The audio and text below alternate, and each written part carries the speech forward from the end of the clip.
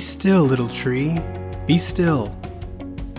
Coming up next on the Sharyland ISD Counseling Department's Mental Health Moment.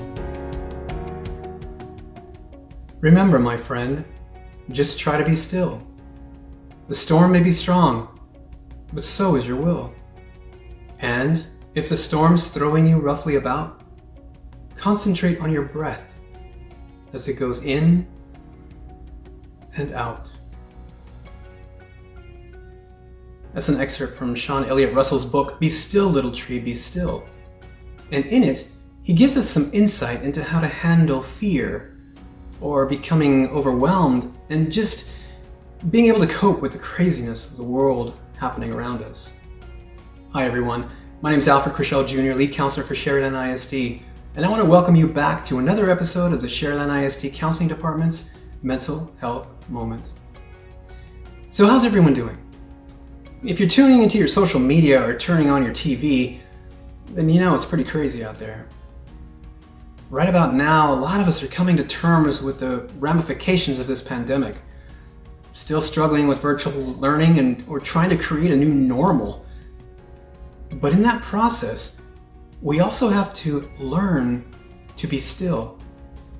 It's so easy to get caught up in everything around us that we forget to take care of ourselves. Now more than ever, we need to do just that. One way to achieve this is through the practice of mindfulness. Mindfulness simply means to be present in the moment. And by doing so, we are able to create space for ourselves so that we can make better decisions in the moment. It can best be described by the metaphor of the dog mind versus the lion mind. Take a look. The metaphor of the dog mind and the lion mind goes something like this. If we wave a bone in front of a dog and then throw it, what will the dog do? It will chase after the bone. But what would happen if we waved the same bone in front of a lion and then threw it? What would the lion do? It might eat us, yes, but the lion would look at the bone as being only part of its reality, not its only reality. It would know that it could chase the bone or not. The lion would have the space it needs to make the best decision in the moment. So too, you and I need to work to have a lion's mind. We need to work to create space between the stimulus, social media for example, and the response. It is in that space that we are able to be still and stay calm in the storm. That space gives us all that we need to make better decisions in the moment.